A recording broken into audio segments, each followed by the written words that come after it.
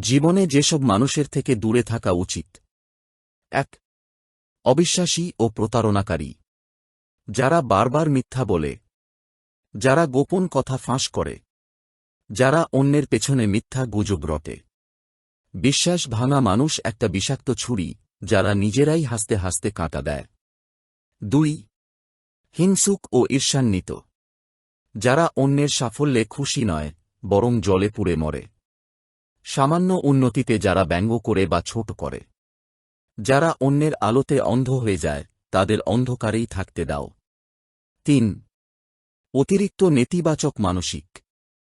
যারা সবকিছুতে সমস্যা খুঁজে, সমাধান নয়। সবসময় অভিযোগ করে, উৎসাহ দেয় না।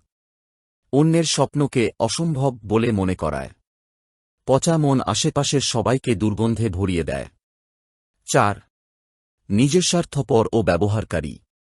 যারা শুধু অন্যের দরকারে আসে, প্রয়োজনে ব্যবহার করে, পরে উধাও। যারা শুধু নিজের সুবিধা খোঁজে, কখনো অন্যের ভালো চায় না। সম্পর্ক নয়, সুযোগের নাম হয় এদের বন্ধুত্ব। ৫. অপমানকারী বা অবমূল্যায়নকারী। যারা অন্যকে বারবার নিচু করে দেখায়। অন্যের কথা, কাজ, আবেগকে তুচ্ছ ভাবে। সম্মান দিতে জানে না, শুধু নিয়ন্ত্রণ করতে চায়। সম্মান না থাকলে সম্পর্ক মানে কারাগার। ৬. সর্বদা বিচারক সাজার চেষ্টা করে।